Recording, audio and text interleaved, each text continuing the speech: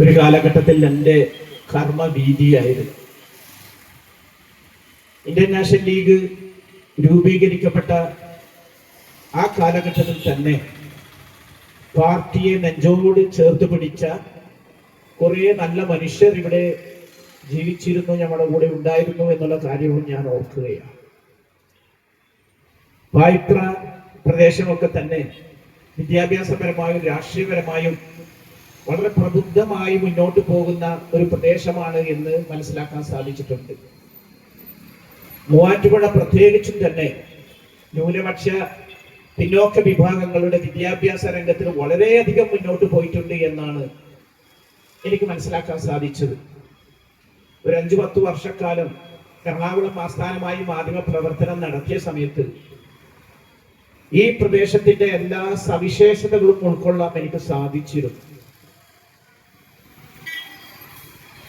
വർഷങ്ങൾക്ക് മുമ്പ് യശസ്വീരനായ സഖാവ് കോടിയേരി ബാലകൃഷ്ണന്റെ നേതൃത്വത്തിലുള്ള ഇടതുപക്ഷ ജനാധിപത്യ മുന്നണിയുടെ ജാഥ ഈ വഴി കടന്നു പോയപ്പോൾ വായ്പ്രയില് ഒരു വലിയ ജനാവലിയെ അത് സ്വീകരിക്കാനെത്തിയതും ആ സ്വീകരണ സമ്മേളനത്തെ അഭിമുഖീകരിക്കാൻ കഴിഞ്ഞതും ഇപ്പോഴും ഓർമ്മയിലുണ്ട്.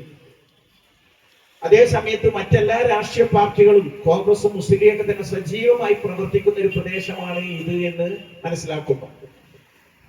ഞങ്ങളെ സംബന്ധിച്ചിടത്തോളം ഈ എറണാകുളം ജില്ല വൈകാരികമായി പാർട്ടിയുടെ സ്ഥാപക നേതാവായ ഞങ്ങളുടെ ഗുരുവായ മഹാനായ മുഹമ്മദ് ഇബ്രാഹിം സുലൈമാൻ സേഠ് സാഹിബിന്റെ ജില്ലയാണ് എന്നുള്ളത് ഞങ്ങൾ ഒരിക്കലും തന്നെ മറന്നിട്ടില്ല.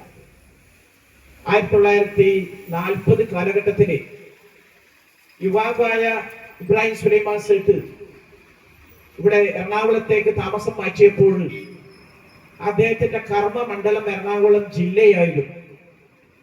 എറണാകുളവും പെരുമ്പാവൂരും മൂവാറ്റുപുഴയും തൊടുപുഴയൊക്കെ തന്നെ അദ്ദേഹം പ്രവർത്തിച്ചതിന്റെ അടയാളങ്ങൾ ചരിത്രത്തിൽ ഇപ്പോഴും തന്നെ രേഖപ്പെടുത്തപ്പെട്ടിട്ടുണ്ട്. അദ്ദേഹം വ്യക്തിപരമായി തന്നെ പലപ്പോഴും ഈ കാര്യം അനുസ്മരിച്ചിട്ടുമുണ്ട്. അതുകൊണ്ട് തന്നെ ഈ നാട്ടിലെ മുസ്ലിം ലീഗുകാർക്കും കോൺഗ്രസുകാർക്കൊക്കെ തന്നെ മഹാനായ സൂട്ടു സാഹിബിനെ കുറിച്ചോ അദ്ദേഹത്തിന്റെ രാഷ്ട്രീയ കാഴ്ചപ്പാടിനെ കുറിച്ചോ ആ വ്യക്തിത്വത്തിന്റെ മഹിമയെ കുറിച്ചോ കൂടുതലായി വിവരിക്കേണ്ടതില്ല എന്നാണ് എനിക്ക് മനസ്സിലാക്കാൻ സാധിക്കുന്നത്. അതുകൊണ്ട് തന്നെ ആവണം പാർട്ടി രൂപീകരിച്ച ആ കാലഘട്ടത്തിൽ തന്നെ അദ്ദേഹത്തിന്റെ ആദർശം മുറുകെ പിടിക്കാൻ വേണ്ടി കുറെ മനുഷ്യന്മാര് മുന്നോട്ട് വന്നതും ഞാൻ മനസ്സിലാക്കുന്നുണ്ട്. ആ അദ്ദേഹം മുന്നോട്ട് വെച്ച രാഷ്ട്രീയത്തിന്റെ കുറെ അനുരണനങ്ങൾ ഇപ്പോഴും ഈ ജില്ലയിൽ അലയടിക്കുന്നുണ്ട് എന്നുള്ളതാണ്. അദ്ദേഹത്തിന്റെ പോരാട്ടം 1980-കൾക്ക് ശേഷം പ്രത്യേകിച്ച് 90-കളിൽ കോൺഗ്രസിന്റെ നിലപാടിനെതിരെയായിരുന്നു.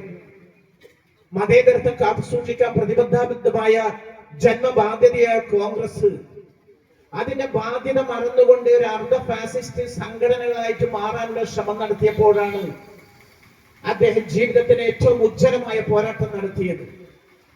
PV നരസിംഹറാവു എന്ന് പറയുന്ന അന്നത്തെ പ്രധാനമന്ത്രിക്കെതിരെ അദ്ദേഹം നടത്തിയ പോരാട്ടം ചരിത്രത്തിന്റെ തങ്കലിപികളിൽ രേഖപ്പെടുത്തപ്പെട്ടിട്ടുണ്ട് എന്നുള്ള കാര്യത്തിൽ സംശയമില്ല. സാധാരണ ഒരു പത്രക്കാരൻ എഴുതിയതുപോലെ നരസിംഹറാവുവിനെതിരെയുള്ള അദ്ദേഹത്തിന്റെ പോരാട്ടം എംപയർ, ഒരു നേതാവ്, ഒരു മനുഷ്യൻ, ഒരു സാമ്രാജ്യത്തിനെതിരെയുള്ള ഒരു പോരാട്ടമായിരുന്നു അത്. അദ്ദേഹത്തിന്റെ രാഷ്ട്രീയ താല്പര്യങ്ങൾ സംരക്ഷിക്കാനോ അല്ലെങ്കിൽ വ്യക്തിപരമായ വല്ല താല്പര്യങ്ങളിലും പരിരക്ഷിക്കാനോ വേണ്ടി ആയിരുന്നില്ല. നേരെ മറിച്ച് ഈ രാജ്യത്തിന്റെ മതേതര സ്വഭാവം നിലനിർത്താനും അപജയത്തിലകപ്പെട്ട കോൺഗ്രസിനെ തിരുത്തിക്കാനുമുള്ള ഒരു ശ്രമത്തിന്റെ ഭാഗമായിരുന്നു എന്നാണ് ചരിത്രത്തിൽ രേഖപ്പെടുത്തപ്പെട്ടിരിക്കുന്നത്. ബാബരി മസ്ജിദ് പ്രക്ഷോഭം എന്നൊക്കെ പറയുന്നത് യഥാർത്ഥത്തിൽ ഈ രാജ്യത്തിന്റെ മതേതരത്വവും ജനാധിപത്യ മൂല്യങ്ങളുമായി ബന്ധപ്പെട്ടതാണ്.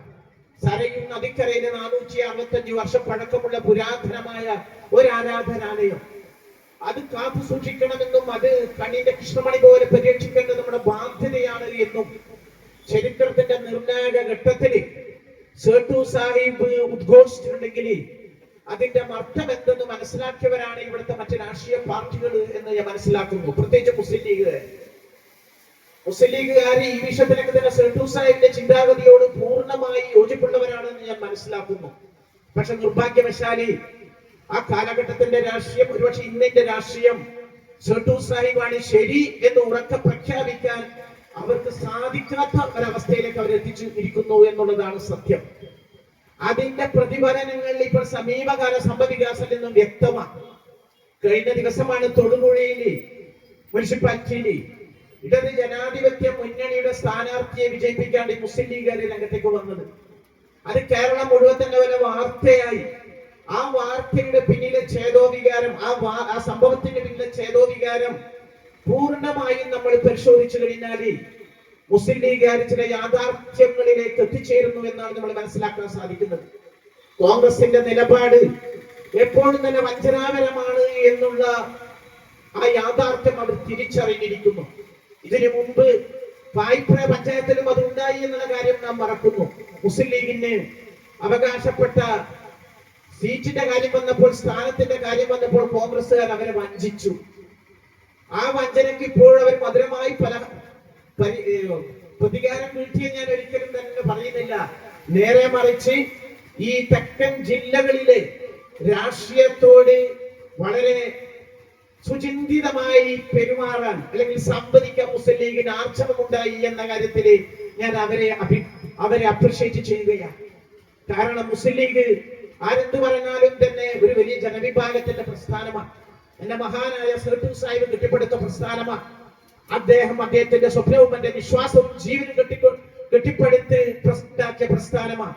അതുകൊണ്ട് തന്നെയാണ് 1994 ഏപ്രിൽ 24-ാം തീയതി ഡൽഹിയിലെ ഐബാനെ ഹാളിൽ വെച്ച് അന്ന് ഇന്ത്യൻ നാഷണൽ ലീഗിന് ബീജാഭാവം നൽകുന്ന ഒരു ഘട്ടത്തിൽ ലോകത്തിലെ വിശുദ്ധമായ മാധ്യമ പ്രവർത്തകരെയും നേതൃത്വത്തിനെയും രാഷ്ട്രീയ നേതാക്കളെയും സാക്ഷി നിർത്തിക്കൊണ്ട് ഇബ്രാഹിം സുലൈമാൻ സാഹിബ് ഗദ്ഗതകണ്ഠനായി പറഞ്ഞൊരു വാചകമുണ്ട്.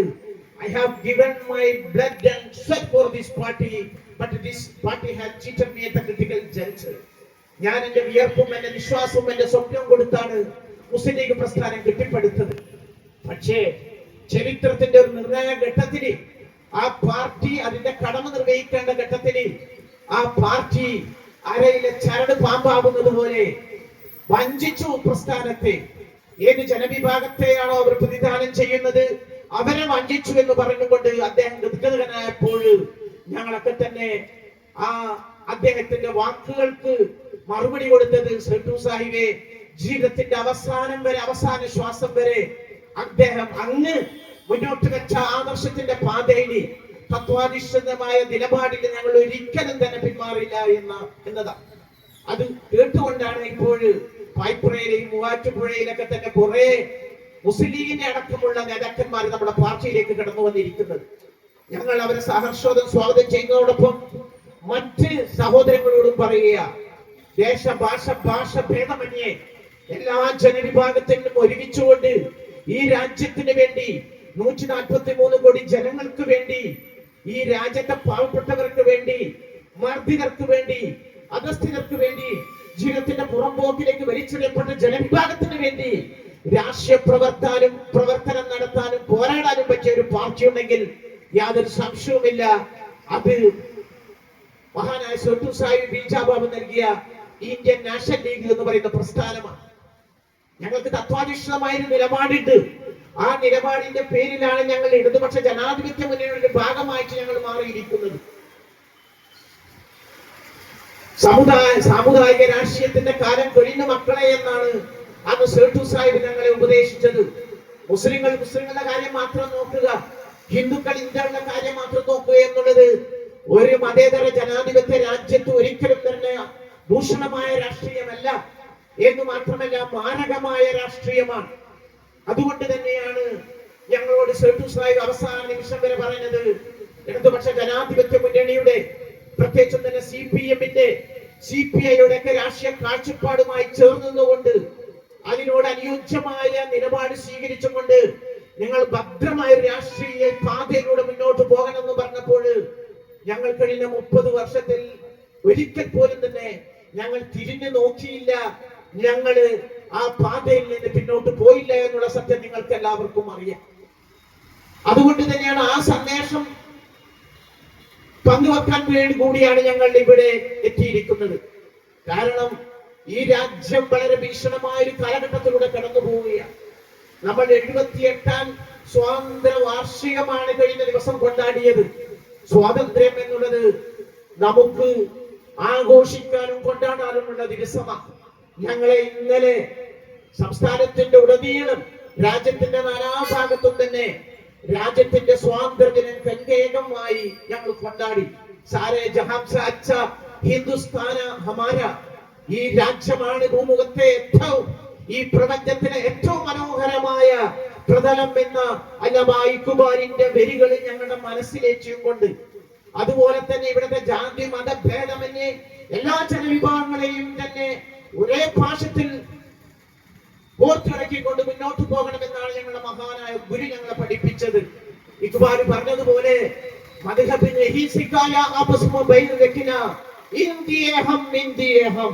മതങ്ങൾ ഒരിക്കലും തന്നെ വെറുപ്പ് കൈമാറാൻ നമ്മൾ ഉപദേശിച്ചിട്ടില്ല. ഹിന്ദുവെന്നോ മുസൽമാനെന്നോ ക്രിസ്ത്യാനിയെന്നോ ജൈനനോ എന്ന വ്യത്യാസം നമ്മൾ ഒരിക്കലും തന്നെ നമ്മുടെ സാമൂഹ്യ ജീവിതത്തിൽ ഉണ്ടാവേണ്ടത് ആവശ്യമില്ല. നമ്മുടെ സ്വകാര്യ ജീവിതത്തിൽ, നമ്മുടെ ആരാധനകളിൽ, നമ്മുടെ വീടിന്റെ അകത്ത് നമുക്ക് നമ്മുടെ വിശ്വാസവും നമ്മുടെ ആചാരങ്ങളും ആവാം. പക്ഷെ പൊതുസമൂഹത്തിൽ നമ്മളെല്ലാം തന്നെ ഒന്ന്. ഇന്ത്യഹം, നമ്മൾ ഇന്ത്യക്കാരാ. നമ്മൾ ഇന്ത്യ എന്ന് പറയുന്നത് ലോകത്തിലെ ഏറ്റവും മഹത്തായ ഒരു സംസ്കൃതിയുടെ കേദാരമാണ്. ലോകത്തിലെ ഏറ്റവും വലിയ ജനസംഖ്യയുള്ളത് ഇന്ത്യയിലാണ്. 143 കോടി ജനങ്ങൾ. ഞാൻ ഇതും പറഞ്ഞ് എന്റെ നാട് കണ്ണൂരിൽ എത്തുമ്പോഴേക്കും ചിലപ്പോൾ 2000-3000 പേര് പക്ഷേ ഈ ജനസംഖ്യയിൽ കൂടിയിട്ടുണ്ടാവാം. ആ തരത്തിലുള്ള ജനപ്പെരുപ്പം നമ്മുടെ നാട്ടിലുണ്ട്. അതൊക്കെ തന്നെ നമ്മുടെ പ്രകൃതിയുടെ ഭാഗമായിട്ടാണ് നമ്മൾ കാണുന്നത്. പക്ഷേ ഇത്തരം ഒരു ഘട്ടത്തിൽ ഞങ്ങൾ ഉയർത്തിയ മുദ്രാവാക്യം പൗരസമത്വമാണ് സ്വാതന്ത്ര്യത്തിന്റെ ഗ്യാരണ്ടി എന്നുള്ളത്.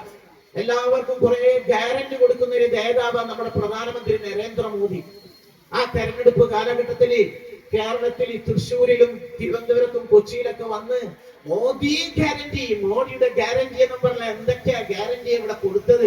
പക്ഷേ ആ ഗ്യാരണ്ടി ഒന്നും ഫലിച്ചില്ല എന്ന് മാത്രമല്ല, 400-ൽ മേലെ സീറ്റുമായി ഞങ്ങൾ വരും, ഞങ്ങൾ ഇവിടെ മൂന്നാമതും വൻ ഭൂരിപക്ഷത്തോടുകൂടി ഭരിക്കും എന്നൊക്കെ പറഞ്ഞപ്പോൾ ജനാധിപത്യത്തിന്റെയും സ്വാതന്ത്ര്യത്തിന്റെയും ഏറ്റവും മഹനീയമായ മാതൃകകൾ നമ്മൾ പുറത്തെടുത്തു എന്നുള്ള കാര്യങ്ങൾ മനസ്സിലാക്കേണ്ടതുണ്ട്. ആ വിഷയത്തിൽ ഇവിടുത്തെ ഇടതുപക്ഷത്തോടൊപ്പം കോൺഗ്രസിനെയും മുസ്ലിം ലീഗിനെയും ഞാൻ അഭിനന്ദിക്കുകയാണ്. ഈ പോരാട്ടത്തിൽ നമ്മളെല്ലാം തന്നെ ഒറ്റക്കെട്ട, ഇന്ത്യ മുന്നണിയിൽ നമ്മളെല്ലാം തന്നെ ഒറ്റക്കെട്ട. അതുകൊണ്ട് തന്നെ ഇത്തരം പോരാട്ടങ്ങൾ നമ്മൾ തുടർന്നു പോകുന്ന സമയത്ത് നമ്മൾ ഉയർത്തുന്ന ചില ചോദ്യങ്ങൾക്ക് നമ്മൾ മറുപടി കണ്ടെത്തേണ്ടതുണ്ട്. പൗരസമത്വമില്ലാതെ ഒരു ജനവിഭാഗത്തെ രണ്ടാം കിട പൗരന്മാരായി അപവൽക്കരിച്ച് രാഷ്ട്രീയവൽക്കരിച്ച് മുന്നോട്ട് പോകുന്ന സമയത്ത് ഈ രാജ്യത്തിന് മുന്നോട്ട് പോകാൻ പറ്റുമോ ഇല്ലേ? ഈ ചോദ്യത്തിന് മറുപടി കാണേണ്ടത് വെറും ഇടതുപക്ഷത്തിന്റെയോ ഇന്ത്യൻ നാഷണൽ ലീഗിന്റെയോ മാത്രം ബാധ്യതയല്ല. കോൺഗ്രസുകാർക്കുണ്ട്, മുസ്ലിം ലീഗുകാർക്കുണ്ട്. ഇത്തരം രണ്ടാം കിട പൗരന്മാരെ സൃഷ്ടിച്ചുകൊണ്ട് ഒരു ജനവിഭാഗത്തെ അപരവൽക്കരിച്ചുകൊണ്ട് മുന്നോട്ട് പോയാൽ എന്തായിരിക്കും സ്ഥിതി എന്നതിലുള്ള ഏറ്റവും വലിയ തെളിവാണ് നമ്മുടെ മുമ്പിൽ ഇന്നുള്ള ഫലസ്തീന്റെ മണ്ണിന്റെ മക്കള്, അവിടെ ജനിച്ചു വളർന്ന ഫലസ്തീനികള്, അവര് മുസ്ലിങ്ങളായി പോയി അല്ലെങ്കിൽ അറബ് സംസാരിക്കുന്നവരായി പോയി എന്ന ഒരൊറ്റ കാരണത്താല് ലോകത്തിന്റെ മനസ്സാക്ഷിക്ക് മുമ്പിൽ ഏറ്റവും വലിയ ചോദ്യം ഉയർത്തിക്കൊണ്ട്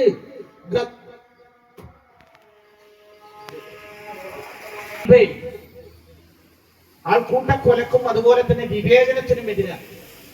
ഞങ്ങൾ വിവേചനം എന്ന് ഉദ്ദേശിക്കുന്നത് അധസ്ഥിത ന്യൂനപക്ഷ പീഡിത ജനങ്ങളോട് ഈ ഗവൺമെന്റ്, നരേന്ദ്രമോദിയുടെ ഗവൺമെന്റ് കാട്ടുന്ന വിവേചനത്തിന്റെ ആ രീതിയെ കുറിച്ചാണ്. വിവേചനം ചെറുതൊന്നുമല്ല. ഇവിടുത്തെ 20 കോടിയോളം വരുന്ന മുസ്ലിങ്ങള്, ഒരുപക്ഷെ ലോകത്തിലെ മുസ്ലിം ജനസംഖ്യ ഏറ്റവും കൂടുതലുള്ള ഇന്തോനേഷ്യ കഴിഞ്ഞാൽ ഏറ്റവും കൂടുതൽ ഇന്ത്യയിലാണ്. അതായത് അറബ് ഇസ്ലാമിക ലോകം മൊത്തത്തിൽ എടുത്തു കഴിഞ്ഞാൽ ഒരുപക്ഷെ 20 കോടി ജനങ്ങൾ തികയില്ല. ഇത്രയും വലിയൊരു ജനവിഭാഗത്തോട് ഹിന്ദുത്വ ഗവൺമെന്റ് പുലർത്തുന്ന വളരെ വളരെ വളരെ മോശമായ ഒരു നിലപാട്. അവരെ രണ്ടാംകിട പൗരന്മാരായി മാറ്റിയെടുക്കാനുള്ള എല്ലാ ശ്രമത്തിലാണ്. അവരിന്ന് ഭയപ്പാടില്ല. എല്ലാവരും വിചാരിച്ചു മോദിയുടെ ഭൂരിപക്ഷം പാർലമെന്റിൽ കുറയുന്നതോടുകൂടി ഇവർക്ക് ബുദ്ധി ഉദിക്കും എന്നുള്ളതാണ്. അവര് വിവേകത്തിന്റെ മാർഗത്തിലേക്ക് അല്ലെങ്കിൽ പക്വതയുടെ മാർഗത്തിലേക്ക് വരുമെന്നതാ. പക്ഷെ സംഭവിച്ചത് നേരെ മറിച്ചായിരുന്നു. അവർക്ക് കഴിഞ്ഞ തവണത്തേക്കാൾ 64 സീറ്റിന്റെ കുറവുണ്ടായപ്പോൾ അവര് അതിന് പ്രതികാരം ചെയ്യാൻ ഇറങ്ങിയിരിക്കുകയാണ്. ഇന്ത്യ മുന്നണിക്ക് വോട്ട് ചെയ്ത ഇവിടത്തെയും അതുപോലെ തന്നെ വടക്കേ ഇന്ത്യയിലും മുസ്ലിങ്ങളും. ലോക്സഭാ തെരഞ്ഞെടുപ്പിന്റെ റിസൾട്ട് വന്നതിന്റെ പിറ്റേന്നാണ് ജാർഖണ്ഡില് 3 ചെറുപ്പക്കാരെ നിഷ്ഠൂരന്മാരെ കൊന്നു, റോഡിൽ തല്ലിക്കൊന്നു. നിങ്ങൾ ചിന്തിച്ചു നോക്ക്. ഈ രാജ്യത്ത് എല്ലാ ജനവിഭാഗത്തിനും തുല്യമായ അവകാശമാണ്. എല്ലാവരുടെയും ജീവന് തുല്യമായ വിലയാണ്. ഭരണഘടനയുടെ 14, 15 ഖണ്ഡികയിൽ വളരെ പ്രത്യേകമായിട്ട് പറയുന്നുണ്ട് ഇക്വാലിറ്റി ബിഫോർ ദ ലോ. നിയമത്തിന് മുമ്പിൽ എല്ലാവരും തുല്യരാ. ഒരു സാധാരണക്കാര് ഇവിടെ മലയാളി, നമ്മുടെ കൂടെയുള്ള ബംഗാളികള്, ആസാമികള്, അവരുടെ ജീവനും നമ്മുടെ ജീവനൊക്കെ തുല്യമാണ്. ഇവിടുത്തെ മോദിക്കോ അല്ലെങ്കിൽ നരേന്ദ്രമോദിക്കോ അമിത്ഷാക്കോ മാത്രം ജീവന് കൂടുതൽ വിലയില്ല. രാഹുൽ ഗാന്ധിന്റെയും അതുപോലെ തന്നെ ഞങ്ങളുടെ നേതാക്കന്മാരുടെ ഒക്കെ ജീവന് ഒരേ വിലയാ. പക്ഷേ അവിടെ ജാർഖണ്ഡിലെ 3 ചെറുപ്പക്കാരും നടുറോഡിൽ തല്ലിക്കൊല്ലപ്പെട്ടപ്പോൾ നിങ്ങളൊരു കാര്യം മനസ്സിലാക്കേണ്ടത്, ഇവിടുത്തെ മതേതര പാർട്ടികൾ, കോൺഗ്രസ് അടക്കമുള്ളവര് മൗനം ദീക്ഷിച്ചു. അവര് ഒരു ശബ്ദമുയർത്തില്ല, പ്രതിഷേധമുയർത്തിയില്ല. ഇവിടെയാണ് കോൺഗ്രസ് പലപ്പോഴും തന്നെ പറയുന്നത്, ഞങ്ങൾ പറയുന്നത് അവരുടെ ജന്മബാധ്യതയായ മതേതരത്വമുള്ള പ്രതിബദ്ധത അവർ മറന്നു പോകുന്നു എന്നുള്ളതാണ്. ബാബരി മസ്ജിദ് നിലകൊണ്ട സ്ഥാനത്ത് ഒരു കോടതി വിധിയുടെ മറവില് നരേന്ദ്രമോദിയുടെ മുൻകൈയാല് അവിടെ രാമക്ഷേത്രം പണിയാൻ വേണ്ടി ഹിന്ദുത്വ ശക്തികൾ മുന്നോട്ടിറങ്ങിയപ്പോൾ കോൺഗ്രസ് പ്രതിഷേധിച്ചില്ല എന്ന് മാത്രമല്ല, കോൺഗ്രസ് അവസാനം പ്രതിഷേധിച്ചത് അതിന്റെ ശിലാന്യാസ ചടങ്ങിൽ പങ്കെടുപ്പിക്കാൻ ഞങ്ങളെയും ക്ഷണിച്ചില്ലെന്നത് മാത്രമാണ്. നിങ്ങൾ മനസ്സിലാക്കണം. ശ്രീമതി പ്രിയങ്ക ഗാന്ധി വളരെ പരസ്യമായിട്ട് പറഞ്ഞു, ഞങ്ങളെ ആ ചടങ്ങിലേക്ക് ക്ഷണിക്കാതിരുന്നത് മോശമായി പോയി. ഒന്ന് ചിന്തിച്ചു നോക്ക്. നിങ്ങളും ഇടതുപക്ഷവും തമ്മിലുള്ള വ്യത്യാസം എന്താ? ഇടതുപക്ഷം വളരെ കർക്കശമായ ഭാഷയിൽ പറഞ്ഞു, നിങ്ങൾ ചെയ്തത് മതേതര വിരുദ്ധമാ, ഭരണഘടന വിരുദ്ധമാ, തമ്മാടിത്തമാ. ഒരു കോടതി വിധിയുടെ മറവില് ലോകം മുഴുവൻ ഇങ്ങനെ സാക്ഷിയായി നോക്കി നിൽക്കെ നിങ്ങൾ ചെയ്യുന്നത് ഇവിടുത്തെ ന്യൂനപക്ഷങ്ങളുടെ അവകാശങ്ങളുടെ മേലെ ധ്വംസനമാ, ചരിത്രത്തോടുള്ള ധ്വംസനമാ. കോടതി ഒരിക്കലും തന്നെ പറഞ്ഞിട്ടില്ല ആ ബാബരി മസ്ജിദിൽ നിന്ന സ്ഥാനത്താണ് ശ്രീരാമ ഭഗവാൻ ജനിച്ചത് എന്ന്. അവര് തൽക്കാലം ഒരു കോടതി വിധി പറഞ്ഞത് മാത്രമേ ഉള്ളൂ. ഇവിടെയാണ് നമ്മൾ മതേതര ശക്തികൾ ഒരുമിക്കേണ്ടതും നമ്മുടെ ശബ്ദം ഏകോപിക്കേണ്ടതും. ഞങ്ങൾ മുസ്ലിം ലീഗുകാരോട് പലപ്പോഴും പറയുന്നത് തന്നെയാണ്. ഇത് തന്നെയാണ് മഹാനായ സെട്ടു സാഹിബ് 1985 ശേഷം അദ്ദേഹത്തിന്റെ പാർട്ടിയോടും കോൺഗ്രസിനോടും പറഞ്ഞത്. മനസ്സിലാക്കണം. 1949 ഡിസംബർ 22-ാം തീയതി രാത്രി പൂട്ടിയിട്ട ഇശാ നമസ്കാരത്തിന് ശേഷം പൂട്ടിയിട്ട ബാബരി മസ്ജിദിലേക്ക് അവിടെ രാമവിഗ്രഹങ്ങൾ കുറെ വർഗീയവാദികൾ കൊണ്ടിട്ടപ്പോൾ ജവഹർലാൽ നെഹ്റു വിളിച്ചു പറഞ്ഞു, ആ വിഗ്രഹങ്ങൾ എടുത്തിട്ട് സരയൂ നദിക്കരയിൽ വലിച്ചെറിയണം, എന്നാൽ ഈ രാജ്യത്തിനും ഈ പ്രദേശത്തിനും സമാധാനം ഉണ്ടാവുമെന്ന്. പക്ഷെ അന്നത്തെ യുപിയിലെ മുഖ്യമന്ത്രിയായിരുന്ന ഗോപാൽ പന്ത് അത് ചെയ്തില്ല എന്ന് മാത്രമല്ല, ആ വിഗ്രഹങ്ങൾ സൂക്ഷിക്കാൻ വേണ്ടി പോലീസിനെ അവിടെ നിയോഗിച്ചു. അന്ന് തുടങ്ങിയ കാലുഷ്യമാണ് 1980 ശേഷം ഒരു വലിയ പ്രശ്നമായി രാമക്ഷേത്ര പ്രക്ഷോഭമായി രംഗത്തേക്ക് വരുന്നത്. ആ സമയത്ത് സെട്ടു സാഹിബ് ഒരു വലിയ രാഷ്ട്രീയ അവധൂതനം പോലെ ഒരു പ്രവാചകന്റെ എല്ലാ തരത്തിലുള്ള പാലനോടുകൂടി പറയുകയുണ്ടായി, നിങ്ങൾ മനസ്സിലാക്കണം, ഈ പോക്ക് രാജ്യത്തിന്റെ മതേതരത്വത്തിനെതിരാ, ഈ പോക്ക് രാജ്യത്തിന്റെ സംവിധാനത്തിനെതിരാ, ഭരണഘടനക്കെതിരാ, ന്യൂനപക്ഷങ്ങൾക്ക് താല്പര്യത്തിനെതിരാ, വളരെ വിനാശത്തിലേക്കാണ് രാജ്യം പോകുന്നത് എന്ന് പറഞ്ഞ സമയത്ത് കോൺഗ്രസ് മിണ്ടിയില്ല. പക്ഷേ പിന്നീട് എന്ത് സംഭവിച്ചു? അവിടെ ശിലാന്യാസം നടന്നു. ശിലാന്യാസം നടന്ന സമയത്ത് മുസ്ലിം ലീഗുകാർ പറഞ്ഞു, ശിലാന്യാസം നടന്നത് തർക്കസ്ഥലത്തല്ല, തർക്കസ്ഥലത്തിന് പുറത്താ. ഞാൻ അന്ന് മാധ്യമത്തിന്റെ ന്യൂസ് എഡിറ്ററായിരുന്നു. ഞാൻ പിറ്റേന്ന് തന്നെ ഞാൻ എഴുതുകയുണ്ടായി, തർക്കസ്ഥലത്ത് തന്നെയാണ് ശിലാന്യാസം നടന്നത്. ഹിന്ദു പത്രവും അതുപോലെ തന്നെ എഴുതി തക്ക സ്ഥലത്ത് തന്നെയാണ് ശിലാന്യാസം നടന്നത്. പക്ഷേ അന്ന് മുതൽ സുലൈമാൻ സേട്ട് എന്ന് പറയുന്ന വലിയ പോരാളി, വിശുദ്ധ പോരാളി പോരാട്ടം തുടങ്ങി. ബാബരി മസ്ജിദ് എന്ന് പറയുന്നത് കേവലം ഒരു പള്ളിയുടെ കാര്യമല്ല. ഈ രാജ്യത്ത് ഹിന്ദുക്കൾക്ക് ക്ഷേത്രത്തിൽ ആരാധിക്കാൻ അവസരമുണ്ടോ, അല്ലെങ്കിൽ മുസ്ലിങ്ങൾക്ക് പള്ളികളിലെ ആരാധിക്കാൻ അവകാശമുണ്ടോ? ആ മതസ്വാതന്ത്ര്യത്തെ പ്രചോദിപ്പിക്കുന്ന ഒരു പ്രതീകമാണ്. അതുകൊണ്ട് തന്നെ ഒരിക്കലും ആരും അത് തൊടാൻ പാടില്ല എന്ന് പറഞ്ഞപ്പോൾ മുസ്ലിംകാര് പറഞ്ഞു, അങ്ങ് അയോധ്യയിലല്ലേ, ഫൈസാബാദിലല്ലേ പള്ളി, എന്തിനാണ് നമ്മൾ ഇവിടെ വെച്ച് കേണുന്നത് എന്ന് പറഞ്ഞു. പക്ഷേ സംഭവിക്കേണ്ടത് മുഴുവനും സംഭവിച്ചു. 1992 ഡിസംബർ 6 പട്ടാളത്തിന്റെ കൺമുമ്പിൽ വെച്ച് പട്ടാപ്പകലി ആ 465 വർഷം മുഴക്കമുള്ള പുരാതനമായ ആരാധനാലയം ധൂമപടലങ്ങളായി ചരിത്രത്തിലേക്ക് വലിച്ചെറിഞ്ഞപ്പോൾ അന്ന് അദ്ദേഹത്തിന്റെ പാർട്ടിയോട്, മുസ്ലിം ലീഗിനോട് പറഞ്ഞു, എന്റെ സഹോദരങ്ങളെ, നമ്മുടെ മുസ്ലിം ലീഗിന് ഒരു കടമയുണ്ട്, ഒരു ബാധ്യതയുണ്ട്, ന്യൂനപക്ഷങ്ങളുടെ അവകാശങ്ങൾ സംരക്ഷിക്കാൻ വേണ്ടി. ഈ രാജ്യത്ത് ഭരണഘടന ഉദ്ഘോഷിക്കുന്ന മതേതരത്വത്തിന്റെ അന്തസ്സ് കീപ്പിക്കാൻ വേണ്ടിയാണ് നമ്മുടെ പാർട്ടി പ്രവർത്തിക്കുന്നത്. അതുകൊണ്ട് അത് പരാജയപ്പെടുത്ത സ്ഥിതിക്ക് അതിന് ഉത്തരവാദികളായ കോൺഗ്രസുമായി ബന്ധം വിച്ഛേദിക്കണമെന്ന് പറഞ്ഞപ്പോഴാണ് പറഞ്ഞു, അതിന്റെ ഒന്നും ആവശ്യമില്ല, ഞങ്ങളുടെ കൈകൾ അധികാരത്തിന്റെ ശർക്കരക്കുടത്തിലാണ് എന്ന് പറഞ്ഞുകൊണ്ട് കുഞ്ഞാലിക്കുട്ടി സാഹിബും അന്നത്തെ പ്രസിഡന്റൊക്കെ തന്നെ അദ്ദേഹത്തെ തട്ടി മാറ്റി എന്ന് മാത്രമല്ല, 2 വർഷം കഴിഞ്ഞപ്പോഴും അഖിലേന്ത്യാ പ്രസിഡന്റ് സ്ഥാനത്തിൽ നിന്ന് ഇബ്രാഹിം സുലൈമാൻ സേട്ട് സാഹിബിനെ വലിച്ചെറിയുകയാണ്, താഴോട്ട് വലിച്ചിടുകയാണ്. നിങ്ങള് കോൺഗ്രസുകാരും മുസ്ലിം ലീഗുകാരും ഇപ്പോൾ ഖേദിക്കുന്നുണ്ടോ എന്ന് അറിയില്ല. അല്പം മനസാക്ഷിയുള്ള എല്ലാ മുസ്ലിം ലീഗുകാരും ഖേദിച്ചിട്ടുണ്ട്. സേട്ടു സാഹിബിനോട് അന്ന് ചെയ്തത് ഏറ്റവും വലിയ ക്രൂരതയായി പോയി. അതായത് ഇത്രമാത്രം സുപ്രീം കോടതിക്കും ലോകത്തിനും വാക്കു കൊടുത്തിട്ടും പോലും ആ വാക്കു പാലിക്കാൻ സാധിക്കാത്ത പി.വി. നരസിംഹറാവുവിനോട് മുഖത്ത് നോക്കി പറഞ്ഞു, നിങ്ങൾ പ്രധാനമന്ത്രി സ്ഥാനത്തിന് താഴെ ഇറങ്ങണം, നിങ്ങൾക്ക് ആ മഹത്തായ പദവി അലങ്കരിക്കാൻ അവകാശമില്ല എന്ന് പറഞ്ഞതിന്റെ ഏക കാരണത്തിലാണ് ഇബ്രാഹിം സുലൈമാൻ സേട്ട് സാഹിബിനെ പാർട്ടിയുടെ അഖിലേന്ത്യാ ദേശീയ പ്രസിഡന്റ് സ്ഥാനത്തിൽ നിന്ന് താഴെ ഇറക്കാൻ വേണ്ടിയാണ് നമ്മുടെ പാർട്ടി തീരുമാനിച്ചത്. പക്ഷേ കാലം കുറെ മുന്നോട്ട് പോയി. ഇപ്പോൾ മുസ്ലിം ലീഗുകാർ മനസ്സിലാക്കുന്നു, ഞാൻ മനസ്സിലാക്കിയെടുത്തോളം അവര് മനസ്സിലാക്കുന്നുണ്ട്. കാരണം അന്ന് സേട്ടു സാഹിബിനോട് ചെയ്തതിന്റെ അപരാധമായിരുന്നു. ആ ഘട്ടത്തിലാണ് സേട്ടു സാഹിബിന്റെ പിന്നെ ഞങ്ങൾ അണിനിരക്കുന്നത് മഹാനായ സേട്ടു സാഹിബിനോട്. മഹബൂബന്നത്തെ രക്തം വേണമെങ്കിൽ രക്തം തരാം, ജീവൻ വേണമെങ്കിൽ ജീവൻ തരാം, ആദർശത്തിന്റെ പാതയിൽ നിന്ന് 1 ഇഞ്ച് പിന്മാറേണ്ടതില്ല എന്ന് പറഞ്ഞപ്പോൾ അദ്ദേഹം പറഞ്ഞ, മക്കളെ, നിങ്ങളെ രക്തവും നിങ്ങളെ എനർജിയും നിങ്ങളുടെ പണവും എനിക്ക് വേണ്ട, എനിക്ക് വേണ്ട നിങ്ങൾ ഇഖ്ലാസ, നിങ്ങളുടെ ആത്മാർത്ഥതയാ. എന്നും തന്നെ നന്മയുടെ പക്ഷത്ത്, മതേതരത്വത്തിന്റെ പക്ഷത്ത്, ന്യൂനപക്ഷങ്ങളുടെ പക്ഷത്ത്, പീഡിതരുടെ പക്ഷത്ത്, ബാധിതരുടെ പക്ഷത്ത് നിൽക്കാൻ വേണ്ടി നിങ്ങൾ തയ്യാറാണോ?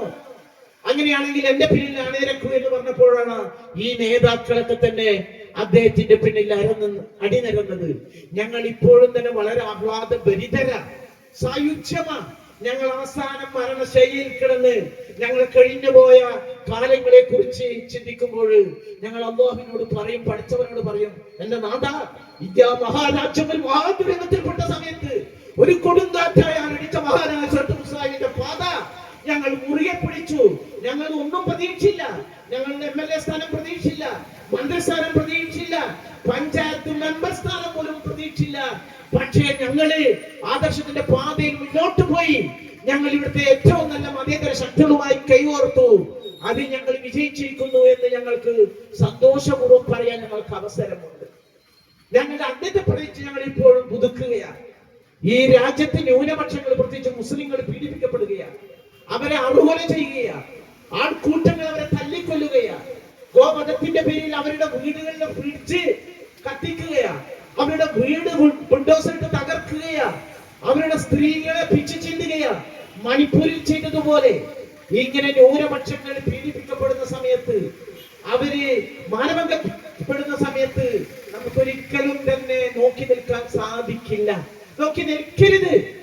നിശബ്ദത ഒരു പാവമായി മാറുന്ന ഒരു ഘട്ടമാണിത്. അതുകൊണ്ട് തന്നെ ഞങ്ങളോടൊപ്പം നിങ്ങളും ഉണ്ടാവണമെന്ന് ഞങ്ങൾ വിനീതമായി അഭ്യർത്ഥിക്കുകയാണ്. ഒരു പോരാട്ടമാണ് ഇവിടെ നടക്കുന്നത്. ഈ പോരാട്ടം എന്ന് പറയുന്നത് ഓരോ ജനവിഭാഗത്തിന്റെയും സാംസ്കാരികവും മതപരവും അതുപോലെ തന്നെ ഏറ്റവും കൂടുതൽ അവരാരാധിക്കുന്ന, അവർ ബഹുമാനിക്കുന്ന വിശ്വാസപരമായ കാര്യങ്ങളില് അവരുടെ സ്വാതന്ത്ര്യം നിലനിർത്തണം. വെറും ഈ രാജ്യത്ത് ജീവച്ഛവങ്ങളായി ജീവിക്കുന്നതിൽ അർത്ഥമില്ല.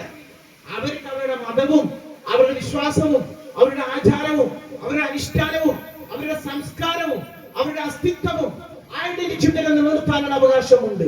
ആ അവകാശ പോരാട്ടത്തിൽ ഞങ്ങളോടൊപ്പം നിങ്ങൾ പങ്കാളികളാണെന്നേ ഞങ്ങൾ നിങ്ങളോട് അഭ്യർത്ഥിക്കുന്നുള്ളൂ. ഈ വിഷയത്തിൽ ഞങ്ങൾക്ക് പിന്തുണ നൽകുന്നത്, ഞങ്ങൾക്ക് ധൈര്യം പകരുന്നത്, ഞങ്ങളുടെ കൈകൾക്കും കാലുകൾക്കും ശക്തി പകരുന്നത് ഇടതുപക്ഷമാണ്. അതുകൊണ്ട് അത് മനസ്സിലാക്കിയായിരിക്കണം തൊടുപുഴയിലെ മുസ്ലിം ലീഗിന്റെ മെമ്പർമാര് അവിടെ ഇടതുപക്ഷത്തിന്റെ ഭരണസമിതിയെ വിജയിപ്പിക്കാൻ വേണ്ടി മുന്നോട്ട് വന്നത്. ഞാൻ മനസ്സിലാക്കുന്നു അവർ തന്നെയാണ്. ഈ ചിന്ത കേരളത്തിലുടനീളം ഉണ്ടാകണമെന്നാണ് ഞങ്ങൾക്ക് അഭ്യർത്ഥിക്കാനുള്ളത്. വരും ദിവസങ്ങൾ പോരാട്ടത്തിൻ്റെതാവണം. ഞാൻ നേരത്തെ സൂചിപ്പിച്ചതുപോലെ 64 സീറ്റ് ലോകസഭ തെരഞ്ഞെടുപ്പിന് നഷ്ടപ്പെട്ടിട്ടും കേവലം ജനതാദൾ യുവിന്റെയും അതുപോലെ തന്നെ GDPയുടെയും പിന്തുണയോട് കൂടി മാത്രമാണ് ഭരിക്കുന്നതെങ്കിലും ഇപ്പോഴും RSSും അതുപോലെ തന്നെ BJPയും അതിന്റെ ധിക്കാരപരമായ സമീപനത്തിൽ നിന്ന് ഒരു ഇഞ്ച് പുറകോട്ട് പോയിട്ടില്ല. അതിന്റെ ഏറ്റവും ഒടുവിലത്തെ തെളിവാണ് വഖഫ് കേന്ദ്രം വഖഫ് നിയമം മാറ്റാനുള്ള ശ്രമം ആരംഭിച്ചിരിക്കുന്നത്. വഖഫിനെ കുറിച്ച് ഞാൻ കൂടുതൽ പറയുന്നില്ല. അഡ്വക്കേറ്റ് ജലീൽ സാഹിബ്, ഞങ്ങളുടെ ലോയേഴ്സ് ഫോറത്തിന്റെ അഭിഭാഷക സംഘടനയുടെ പ്രസിഡന്റ്, ഇവിടെ എല്ലാവർക്കും അറിയാം വഖഫ് എന്ന് പറയുന്നത് മതപരമായ ഒരു ദാനമാണ്. ദൈവത്തിന്റെ മാർഗത്തിൽ ശാശ്വതമായി നമ്മൾ അർപ്പിക്കുകയാണ്. നിങ്ങൾ മനസ്സിലാക്കേണ്ടത് 9 ലക്ഷം കോടിയുടെ വഖഫ് സ്വത്തുക്കൾ ഇന്ത്യയിലുണ്ട് എന്നാണ് ഒരു ഏകദേശ കണക്ക്. ഇവിടെ കേരളത്തിൽ മാത്രമല്ല, ഏറ്റവും കൂടുതലുള്ളത് പഞ്ചാബിലും ഹരിയാനയിലും ഡൽഹിയിലൊക്കെയാണ്. കാരണം മുസ്ലിങ്ങൾ ഭരിച്ച പ്രദേശങ്ങളിലെല്ലാം തന്നെ കോടിക്കണക്കിന് വഖഫ് സ്വത്തുക്കള് അവിടെ അനാഥമായി കിടക്കുകയാണ്, അല്ലെങ്കിൽ അന്യാധീനപ്പെട്ട് കിടക്കുകയാണ്. നിങ്ങൾ അറിയോ, ഇന്ത്യയിലെ ഏറ്റവും വലിയ പണക്കാരനായ നമ്മുടെ അംബാനി അവിടെ ബോംബെയിൽ 40 നിലയുള്ള ഒരു വസതി കെട്ടിടം പണിതിട്ടുണ്ട്. എന്താ പേര്? ആ കെട്ടിടം പണിതിരിക്കുന്നത് വഖഫ് സ്വത്തിലാണ്. അവിടെ മുമ്പ് ഒരു യത്തീംഖാന ഉണ്ടായിരുന്നു. ആ യത്തീംഖാനയുടെ കമ്മിറ്റിക്കാരെ വശീകരിച്ചും കൊണ്ട് എത്രയോ ലക്ഷങ്ങൾ കൊടുത്ത സ്ഥലം കൈക്കലാക്കി അവിടെയാണ് ലോകത്തിലെ ഏറ്റവും വലിയ സമ്പന്നനായ അംബാനി അദ്ദേഹത്തിന്റെ 40 നിലയുള്ള കെട്ടിടം പണിതിരിക്കുന്നത്. അവിടെ ഒരു മുനിസിപ്പാലിറ്റി മുഴുവനും തന്നെ വഖഫ് സ്വത്തായിട്ട് പ്രഖ്യാപിച്ചിരിക്കുക. കാരണം ടാക്സ് പിടിക്കാതിരിക്കാൻ വേണ്ടി. തമിഴ്നാട്ടിലെ ഒരു ഗ്രാമം പറഞ്ഞ് ഞങ്ങൾ മുഴുവൻ തന്നെ വഖഫ് സ്വത്താ. പക്ഷെ അത് മുസ്ലിങ്ങളുടെ കയ്യിലല്ല ഉള്ളത്, ഏതൊക്കെയോ ബിസിനസ്സുകാരുടെ കയ്യിലാണ്. വഖഫ് സ്വത്ത് ഇത്രമാത്രം കട്ടുപിടിച്ചത് ബിസിനസ്സുകാരും അതുപോലെ തന്നെ രാഷ്ട്രീയ മേലാളന്മാരാണ് അതിനെ ഒത്താശ ചെയ്തിരിക്കുന്നത്. അതിന് നമ്മുടെ കേരളത്തിൽ അനുഭവങ്ങളുണ്ട്. പല വഖഫ് സ്വത്തുക്കളും, പ്രത്യേകിച്ചും ഇവിടെ എറണാകുളത്ത് മട്ടാഞ്ചേരിയിലുള്ള ഫോർട്ട് കൊച്ചിയിലുള്ള നിരവധി വഖഫ് സ്വത്തുക്കൾ അന്യാധീനപ്പെട്ടിരിക്കുക. അല്ലെങ്കിൽ 3 രൂപയും 4 രൂപയും തന്നെ വാടകക്ക് അത് വിട്ടുകൊടുത്തിരിക്കുക. ഇതൊക്കെ തന്നെ തിരിച്ചു പിടിക്കാനുള്ള ശ്രമം സംസ്ഥാന ഗവൺമെന്റിന്റെ ഭാഗത്തു നിന്നുണ്ടായിട്ടുണ്ട്. ഞങ്ങൾ എന്നും തന്നെ വഖഫിനെ കുറിച്ച് ഇവിടുത്തെ ജനങ്ങളെ ബോധവൽക്കരിക്കുന്നുണ്ട്. വഖഫ് എന്ന് പറയുന്നത് പവിത്രമായ ദാനമാണ്. അതിന് വാഖിഫിന്റെ ആരാണോ വഖഫ് ചെയ്യുന്നത് അവരുടെ ഉദ്ദേശ ലക്ഷ്യങ്ങൾക്കെതിരായി ഒന്നും തന്നെ ചെയ്യാൻ പറ്റില്ല.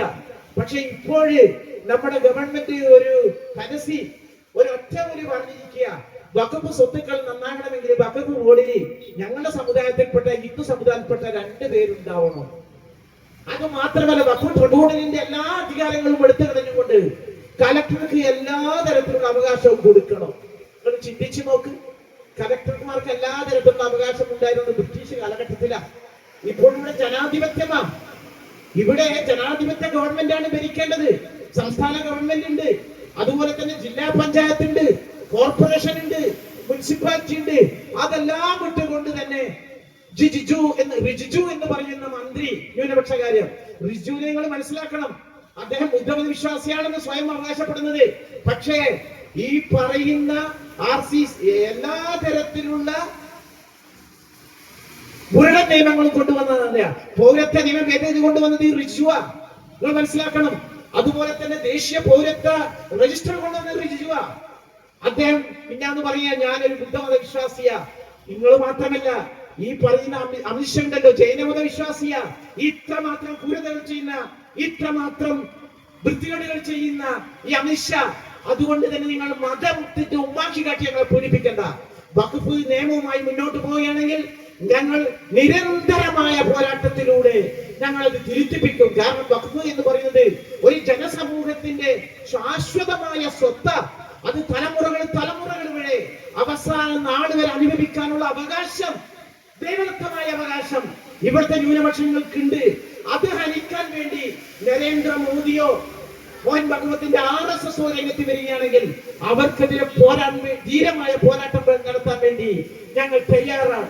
അത്തരം ഒരു പോരാട്ടത്തിൽ കഴിഞ്ഞ ദിവസം പാർലമെന്റിൽ കണ്ടതുപോലെ ശ്രീമാൻ KC വേണുഗോപാൽ വളരെ ശക്തമായ ഭാഷയിൽ അവിടുന്ന് ഈ നിയമവേദിക്കെതിരെ സംസാരിക്കേണ്ടായി.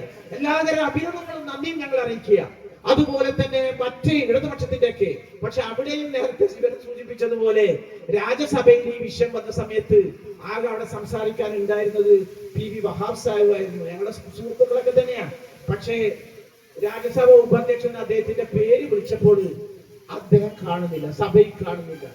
അവസാനം നമ്മുടെ മലയാളിയായ RSPയുടെ നേതാവ് പ്രേമചന്ദ്രൻ നന്നായിട്ട് പ്രസംഗിച്ചു. കുറെ കഴിഞ്ഞപ്പോൾ ഇദ്ദേഹം ഓടിക്കിരിച്ചു വരുന്നുണ്ട്. നമ്മുടെ ഉപാധ്യക്ഷൻ ചോദിച്ചു എവിടെയായിരുന്നു വഹാബ് സാഹിബ്? അപ്പം പറഞ്ഞു ഞാൻ ടോയ്ലറ്റിലേക്ക് പോയിരിക്കുക. അതായത് ഇങ്ങനെ സുപ്രധാനമായ ഭേദഗതികളും ബില്ലും വരുന്ന സമയത്ത് ടോയ്ലറ്റിൽ പോവുക, കല്യാണ വീട്ടിലേക്ക് ഒളിച്ചോടി പോവുക, പപ്പടം തിന്നാൻ വേണ്ടി പോവുക, ഇതൊക്കെ ഇവരുടെ ഒരു സ്വഭാവം. നിങ്ങൾ സീരിയസ് അല്ല മക്കളെ. അതുകൊണ്ട് സംഭവിക്കുന്നതാ നിങ്ങൾക്ക് ഈ രാജ്യത്തിന്റെ ഈ രാജ്യത്തിന്റെ പ്രതിസന്ധി, ഈ രാജ്യത്തിന്റെ മുസ്ലിങ്ങൾ നേരിടുന്ന പ്രതിസന്ധിയെ കുറിച്ച് ബോധമില്ല. ഇപ്പൊ നിങ്ങളുടെ വയനാട് ഫണ്ടിലേക്ക് കോടികൾ വരുന്നതിനെ കുറിച്ച് നിങ്ങൾ വളരെ ആവേശം കൊള്ളുന്നുണ്ട്. ഗവൺമെന്റിനെ വെല്ലുവിളിക്കുന്നുണ്ട്, മറ്റു രാഷ്ട്രീയ പാർട്ടികളെ വെല്ലുവിളിക്കുന്നുണ്ട്. എന്റെ നല്ലവരായ മുസ്ലിം ലീഗിന്റെ സുഹൃത്തുക്കളെ, കോടികൾ വരട്ടെ, 50 അല്ല 100 കോടി വരട്ടെ, പക്ഷെ നിങ്ങൾക്ക് ഒരു ആർജവം ഉണ്ടാവണം. ഇതെല്ലാം വന്നു കഴിഞ്ഞാല് നിങ്ങൾ അവരോട് ചോദിക്കണം, എത്ര വീട് നമ്മൾ എടുത്തു കൊടുത്തു, എത്ര സ്ഥലം നമ്മൾ എടുത്തു കൊടുത്തു, എത്ര പേരെ നമ്മൾ പുനഃസിപ്പിച്ചു. ഇത് പണ്ട് ഗുജറാത്തിൽ സംഭവിച്ചതുപോലെ, കഥുവയിൽ സംഭവിച്ചതുപോലെ, മറ്റു വർഗീയ കലാപങ്ങൾ ഉണ്ടായിരുന്നിട്ട് സംഭവിച്ചതുപോലെ സംഭവിക്കുമോ? എന്റെ സഹോദരങ്ങളെ, നിങ്ങൾ അക്കാര്യത്തിൽ ഇബ്രാഹിം സുലൈമാൻ സേഠിന്റെ പാർട്ടി ഇന്ത്യൻ നാഷണലിനെ കണ്ടുപിടിക്കുക. ഞങ്ങളും ഒരു പുനരധിവാസ പദ്ധതി പ്രഖ്യാപിച്ചിരിക്കുക. ഞങ്ങൾ 25 വീടാണ് നിർമ്മിച്ചു കൊടുക്കാൻ ഞങ്ങൾ തീരുമാനിച്ചിരിക്കുന്നത്. 10 വീട് ദൈവാധീനങ്ങളോട് ഞങ്ങൾ പെട്ടെന്ന് തന്നെ ഞങ്ങൾ 5 വീട്ടിലെ തറക്കല്ല് വരും ദിവസങ്ങളിൽ ഇടും. പക്ഷേ ഞങ്ങൾക്കാര് 10 രൂപ തന്ന് അതിന്റെ കണക്ക് ഞങ്ങൾ ജനങ്ങളുടെ മുമ്പിൽ അവതരിപ്പിക്കാൻ തയ്യാറാണ്. നിങ്ങൾക്ക് കിട്ടിയ 20 കോടി ആരുടെ പൈസയാണ് എന്ന് പറയാൻ നിങ്ങൾക്ക് ധൈര്യമുണ്ടോ? നിങ്ങൾക്ക് ധൈര്യം ഉണ്ടാവില്ല. കാരണം അത് ഏത് തരത്തിലുള്ള പണമാണ് കൊടുക്കുന്നത് എന്ന് പത്രപ്രവർത്തകൻ കൂടിയായി എനിക്ക് നന്നായിട്ട് അറിയാം. പക്ഷെ ഞാനിപ്പോൾ അത് കൂടുതൽ വിവരിക്കുന്നില്ല. നിങ്ങളുടെ ഖജനാവ് നിറയട്ടെ എന്നുള്ള പ്രാർത്ഥന മാത്രമേ ഞങ്ങൾക്കുള്ളൂ. കാരണം അതുകൊണ്ട് വയനാടിന്റെ ചെരുവുകളിൽ മുണ്ടകയിലും അതുപോലത്തെ ചൂരൻ മഴയിലും എല്ലാം നഷ്ടപ്പെട്ട് പ്രകൃതിയുടെ രൗദ്രഭാവത്തില് ജീവൻ മുഴുവനും തന്നെ നഷ്ടപ്പെട്ട ഒരു ജനവിഭാഗത്തിൽ നിന്ന് ബാക്കിയായ കുറെ കുഞ്ഞുങ്ങള്, കുറെ വിധവകള്, കുറെ അനാഥകള്, അവരെ സംരക്ഷിക്കാൻ സാധിക്കുമെങ്കിൽ നമുക്ക് കൈകോർക്കാൻ പറ്റുന്ന ഏറ്റവും നല്ലൊരു അവസരമാണിത്. അതുകൊണ്ട് തന്നെ കാലഘട്ടത്തിന്റെ കുളമ്പടി ശബ്ദം മനസ്സിലാക്കിക്കൊണ്ട് ഈ രാജ്യത്തിന്റെ നാഡീസ്പന്ദങ്ങൾ തൊട്ടറിഞ്ഞുകൊണ്ട് പ്രവർത്തിക്കാൻ നിങ്ങൾക്ക് തയ്യാറാവണം. അഭിമാനപൂർവ്വം നിങ്ങളോട് ഞങ്ങൾ പറയുക, ഇന്ത്യൻ നാഷണൽ ലീഗ് അതിന് ഒരു സംഘടനയാണ്.